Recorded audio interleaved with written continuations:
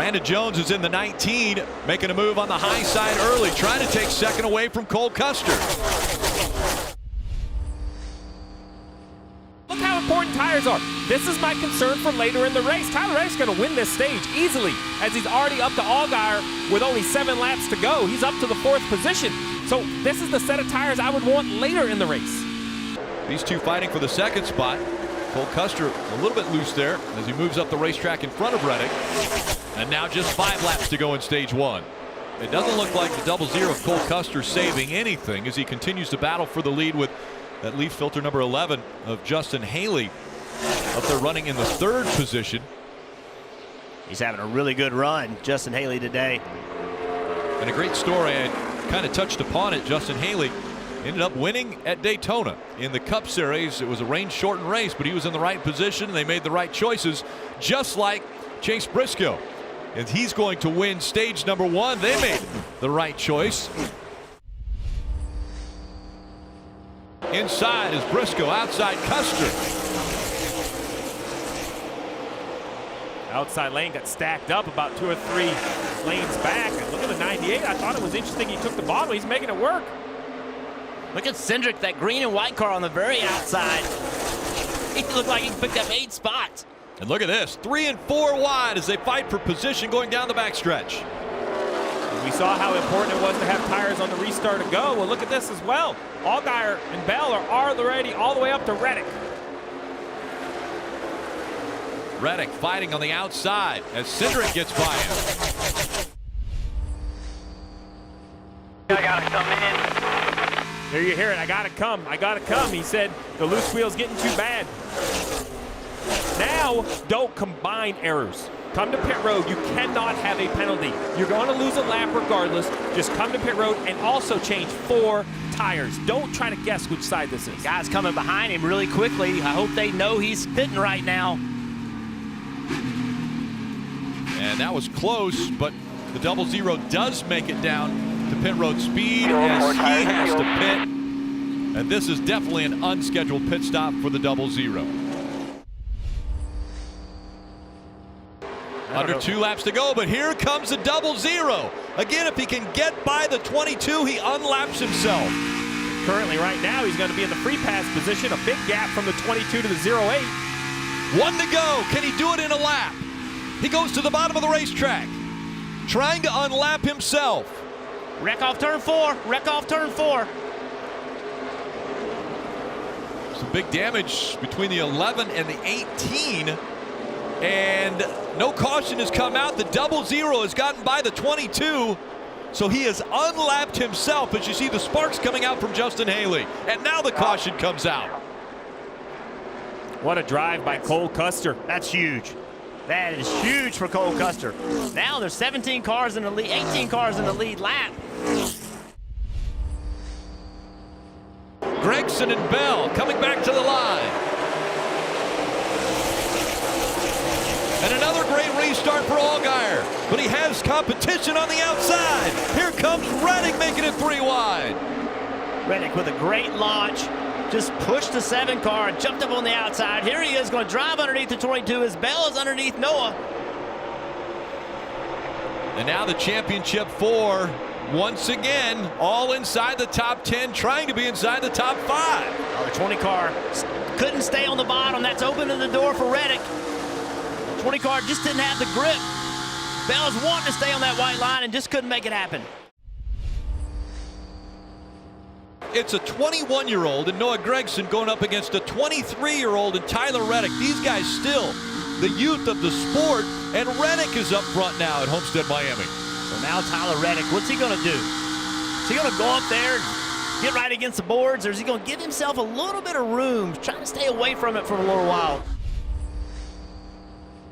I really look at Bell in 3rd as the guy. He's losing ground consistently to these front 2, almost 0.3 of a second. At some point, Jason Radcliffe had to say, this is our best shot, come to pit road. It's just how early will he gamble? Steve, remember that's what happened last year. Jason Radcliffe was in this spot and gained 2 seconds by pitting a lap earlier than everybody else. And here he comes down pit road now. Christopher Bell coming down pit road. He missed pit road. Oh no, Christopher Bell missed pit road, running 3rd. He was trying to get to pit road and he missed it. Parker. Allgaier is going to make it, though. Right, Justin Allgaier on pit road. He's attempting to short pit his championship 4 rivals there. He's been struggling still inside that car, just being loose off the corners and tight in the center. It's going to be 4 Goodyear tires and Sunoco fuel for the 7 car. The last-ditch effort here to be on pit road earlier, have those new tires before his championship rivals and see if he can gain some time. If you're at home wondering how do you miss pit road, because it's a major difference when you are in this championship battle. And if you can beat your competition by a second getting on the pit road, that could be the difference between getting the lead with newer tires for a few laps and not having it. Christopher Bell, knowing that he had to make something happen, just pushed too hard. We see the 2 coming down the banking. I believe he's pitting. The 00 behind him slowing down. Both are going to try to make pit road. Will they both be successful? Yes, inside the barrels, they make the commitment line. Now the driver's got here, pit crews. It's your time. 4 tires on each car. They'll have to be perfect pit stops, Kelly.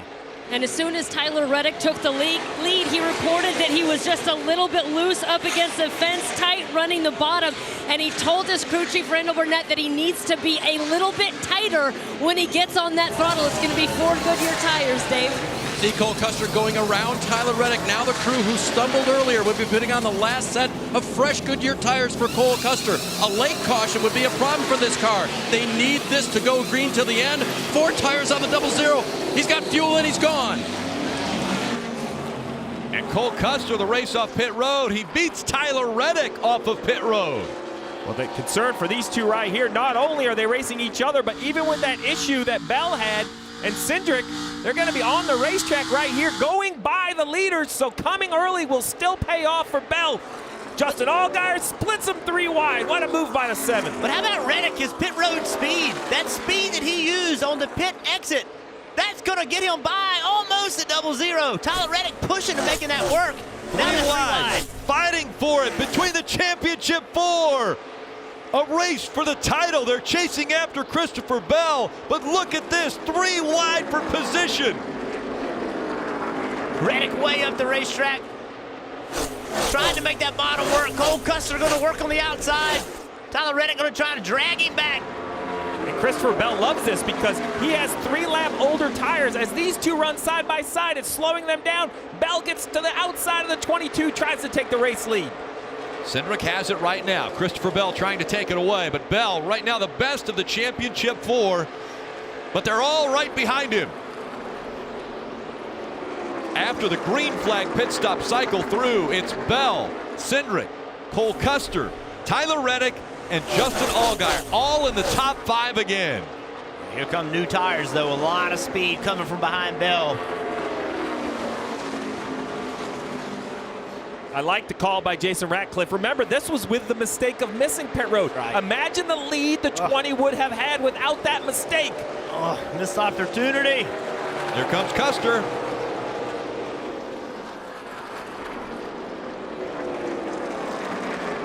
Bell in front of Custer. Now Custer trying to take advantage of those pressure tires. Slides a little bit to the inside. Fight for the lead. Cole Custer. Can he complete the pass as Reddick goes to the high side? Reddick's thinking 2 for 1. He's got to roll the top. That actually was a huge advantage for Cole Custer because when Reddick jumped on the outside of Bell, it slowed Bell down, gave Custer a little bit of a gap. Now Cole Custer out front with clean air. The championship just 33 laps away. Reddick had a run, and I noticed the right side tires. It looks like the letters are worn off. Did he get into the wall right there as he was coming up on the 00? Absolutely. Off turn 4, he made contact. He's taking the Goodyears off both right side tires. It's not going to be the last time. They're going to both be in the wall here. They're going to have to be. They're going to have to push the cars so hard. Cole Custer, you see what he's done? He's up against that line, and that Reddick line right against the wall. He knows he has to be. And this right here for Cole Custer, if his car is just a little bit loose against that wall, if Tyler Reddick can get to his rear bumper, not even touch him, just pull the air off the spoiler while he's right against the wall, he can make his car drive really bad and try to induce some contact. Here it was, right there, coming off of turn 4, got into the wall. That's Tyler Reddick, man. That ain't hitting the wall. It's so easy to make a mistake here. If I'm Reddick, I'm just pushing the issue to try to put him in the wall. Not hit him, but force Custer to overdrive that car just a little bit. And the lap traffic have been cordial. They've gotten out of their way. This is for the championship, for the title. Saw that run right there with a 2-car. You saw him catch the 0-0 real quick. That's Tyler Reddick just stabbing the throttle in the middle, trying to get to that rear bumper. Pull the air off of it. 19 laps to go. Here comes Reddick. He's going to try the slide job. It's a slider, going to actually clearing by a huge amount. And Custer goes down low after he did. Can he come back on the inside? Not enough momentum. Still clear. And I don't think this is the corner you can make that work. Going to go all the way to the bottom, try to make that. And right across. Big He slide. does it. He does the slide job. And here comes Reddick crossing it back over for the lead. Quarter, That's the problem with this end of the corner, clear. this end of the racetrack trying to do that. To do it, you lose so much momentum. Custer's got to get some forward momentum and try to slide him in 1, not in 3. Cole Custer has got a big part of that lead back. Now under 0.7 of a second. Oh, into the wall. The 0-0. Couldn't keep it off the wall. And Cole Custer hard into the outside wall. He rode it for probably 300 or 400 yards. Jeff, I think he did exactly what you said. He took a few laps, composed himself, and found a way to attack. He had no choice. He had to take the last few inches, and unfortunately right here, the last few inches were just too much for the 0-0. 3 miles remain between Tyler Reddick and a championship. 2 laps here at Homestead-Miami Speedway. Tyler Reddick, this is his office. This is where he has fun. He knows next year he's running in the Cup Series for Richard Childress Racing. He'll drive the number 8 car.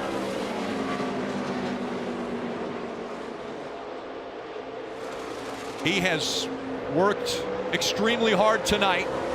A 1.8 second lead. Give me one And more now- nice smooth lap here. He'll be a 2-time championship by 15 to 0-0. 1 lap to go. Tyler Reddick for the final time down the backstretch. The gap between Reddick and Custer, 1.4 seconds. That's the difference between a championship and running runner-up. It's taken a win every year to win the title. And now Tyler Reddick, he's going to join the greats of the Xfinity Series. Tyler Reddick has won again at Homestead. Thank you, Richard. Randall, Danny, all you guys. Oh my God.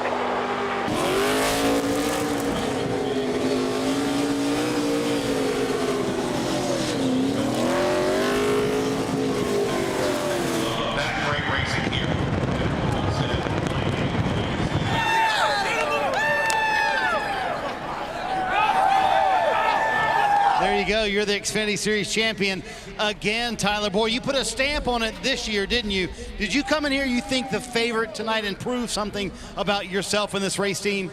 It's all about this race team, man. And I was just honored to pilot this Richard Childress Racing Chevrolet. I mean, this Tame of the Beast Chevrolet was just so fast, and it was as fast as Xfinity Internet tonight. Just hats off to Team Chevy, all those guys for working on this new Chevrolet, and all the guys at ECR for giving us great power.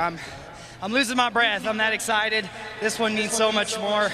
It was just a lot better year, and it was really cool to go back-to-back. How about the checkup and crossover move, though, to get the win and pass Cole Custer? How did you have that planned out?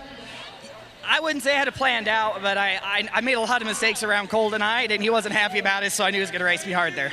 All right, let's talk about the emotion of winning back-to-back championships. You put yourself in an elite category, but you put yourself in a category that only you own with doing it with 2 different teams. How significant is that? It's awesome. I mean, this team, man, I was a driver that would overdrive, make mistakes, and couldn't compete on any tracks but like these, so they made me a more well-rounded driver, and we were able to close out with the regular season championship and then roll into the playoffs with momentum, and once we got here, we were in good shape. Tyler, on behalf of everyone at NASCAR, congratulations on another fantastic racing season. you and the Richard Childress Racing team have proven week in and week out that you're a championship caliber team, and you guys really put it on display tonight here at Homestead-Miami Speedway. So on behalf of everyone at NASCAR, congratulations, you're our 2019 NASCAR Xfinity Series champion. And now for the hardware, go ahead and face this direction. Here's the moment he's been waiting for.